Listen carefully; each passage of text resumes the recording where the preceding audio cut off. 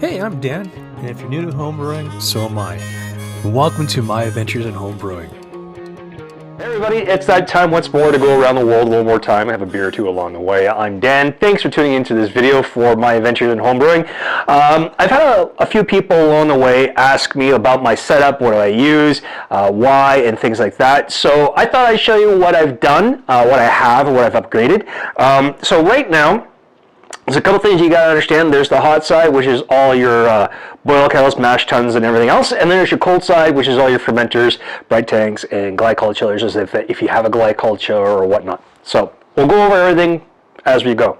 So for me right now, I've upgraded my home brewery a little bit. I had a Robo Brew, but now I have a new Brewzilla. They've upgraded it and put feet on the bottom. They've put new circuitry in it, new control panel, and it works fantastic. There's a couple other little things they did, but there's no point in really getting into it because it really doesn't affect the overall performance, but it does help. This is a 35-liter all-electric, all-in-one brewery. I find that it works great for me, and I'm able to do up to 7-gallon batches with it. All-in-one means it's your boil kettle, mash tun, all-in-one. And everything's controlled down through here, down through the panel. You can do step mashes with it, or you can just go in manually, set everything up where you want it, and away you roll. Pound for pound, I find if you're just getting into electric, or not electric, but into all grain brewing, this is a good place to start. It is, in my opinion, not everybody's, but in my opinion, this is as good as, if not a little bit better than the Grainfather. Mainly because of the price. This cost me about $500 Canadian. Grainfathers can go up to about $1,000 or more. Grainfathers are considered to be the Cadillacs of all electric brewing, for all one electric brewing, mainly because there's Bluetooth, there's Wi-Fi, the control panel sits up higher, and you get what you pay for. I didn't need all those bells and whistles because I'm here, I don't need an app, whatever else. I stay in my brewery and maintain everything. Next thing you gotta have is something for your Sparge water. So I have now upgraded from my camp stove I used to have.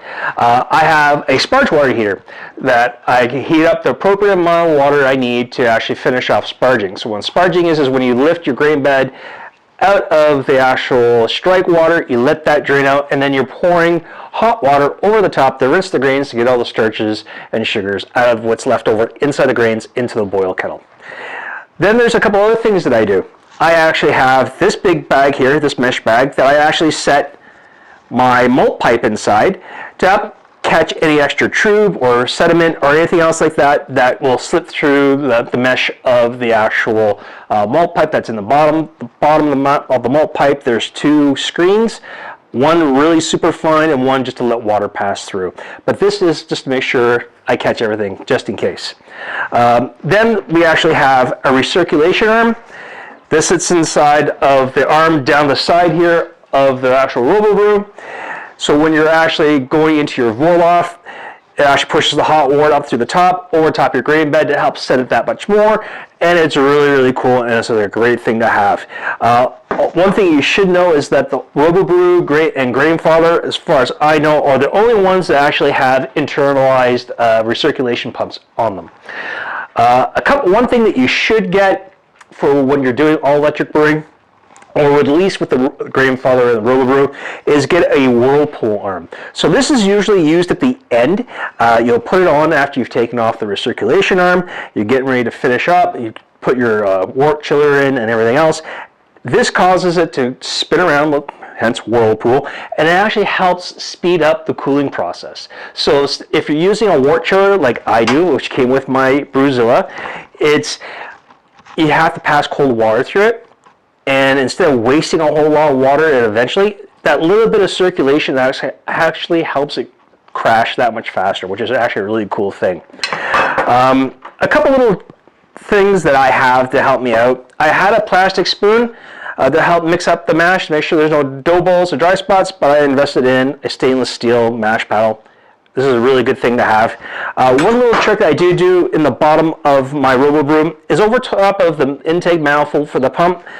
This is from a little T-ball that I broke in half, and I set that over top of over that manifold, just to make sure no extra crap or anything from the hops actually go into it, which has saved me a lot of time of ripping things apart and cleaning up the pump.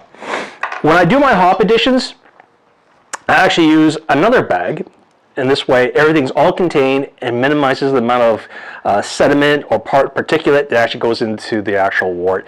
And this is a great thing. These are pretty cheap. You can get these local paint store, and they're great. You can get a bag of them like 10 or 12 or more for like $2-3. So that is my hot side. All done. Pretty easy. On the cold side, or actually on the prep side I should say, I have my grain mill. I have 2 buckets. One is the actual bucket that all the grain that I'm milling goes into. The other one actually is like the bucket I use to measure all my grain. Recipes, you always have certain amounts of grain that you need to have to attain the color, flavor, or whatnot, and you have to weigh it. So I actually have a scale here where I can actually put this big bucket on, weigh it, and make sure everything is good to go. And this has been a godsend compared to me having to go to my local homebrew store, buy everything, and then mill it there, hope I get it right. This way I get it right. You want to have some measuring spoons, because you never know what you're going to have to measure. I find I have to measure out things like super moss, which I use from 5 Star Chemicals, which is like the equivalent to Whirlpool. When you're coming time for a cleanup, Pbw Tablets or powdered brewer's wash. These are a godsend. When you're getting ready to actually start up your mash, if you do it the night before, or even early morning while the water's heating up, drop some Pbw tablets in it. This helps get rid of all the chloramines and any other bad stuff that's in the water out. You're going to want a hydrometer. This gives you your gravity readings. You have to do a pre-boil, post-boil, and also your final gravity. That way you know your proper alcohol content, you know what you're aiming for, and you know if you've overshot, if the alcohol content is going to be too high or if it's going to be too low, and you're going to be taking notes so you know where you made your mistakes along the way. Somebody may be wondering what this is. This is just a spray bottle that I have. I always have it on me anywhere in my brewery or downstairs where my kegerator is. It's filled with sanitizer, Star San.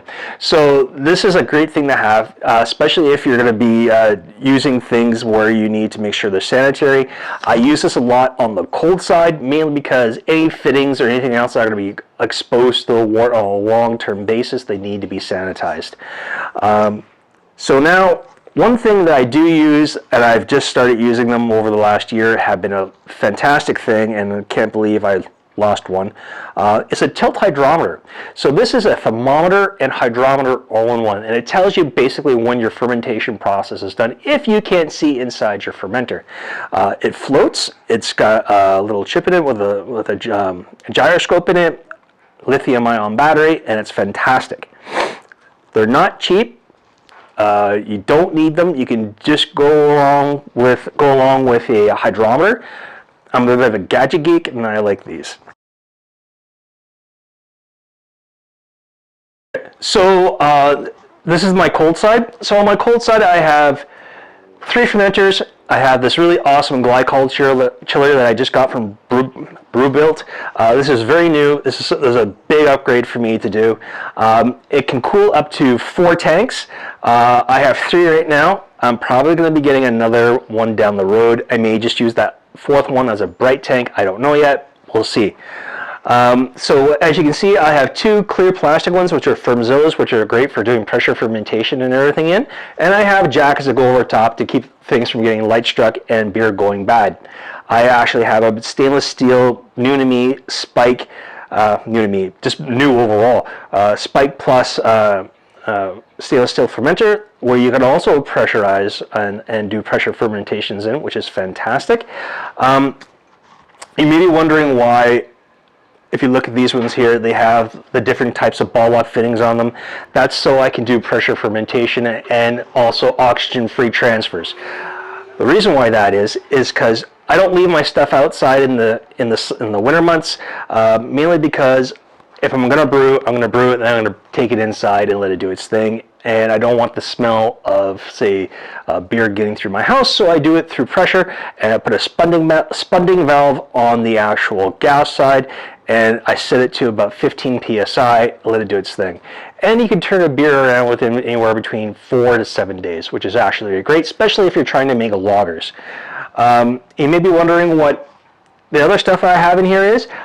These two big bins right here, I actually have my base malt in. So I have one that's 2-year-old, the other one which is Pilsner malt.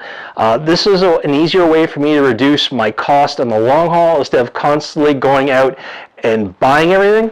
The other bucket I have down there is a 5-gallon bucket that I pre-mix for my Star San. The reason why I do that is instead of having to guess how much I have to mix for small batches, I just make one large batch, fill it, my spray bottle as I need it. And if anything needs to soak inside that, like anything stainless steel wise for the stainless steel fermenter or whatever, I just drop it in and let it soak until I need it. That way I make sure everything there is clean. And then when it comes time to actually make sure these things are sanitized on the inside, I just take it, dump it in, give it a swish around, then dump it back into the bucket and reuse it, which is great. It's an easy way to make sure things stay nice and calm. Now, that's pretty much my home brewery. Pretty easy thing to do. It's a great thing to have. It's a great hobby. There's a couple of other things you probably can't see. One, I have a really kind of cool radio in the back that I listen to music during the day. When I'm out here working in the brewery, I have my bottle capper. When there's bits of, or not bits, but when there's batches of beer that I want to bottle for friends or family, or for my beer market that I have for my friends. And yeah, so that is pretty much everything that's here. Feel free to reach out, leave me comments. I'm more than open to suggestions on how to improve things. So thanks a lot for tuning in. Like, subscribe, hit that notification bell whenever things come up when I'm able to get them up and running. I'm Dan. Thanks for coming along for a beer or two along the way and my adventures in home brewing. See you on the other side.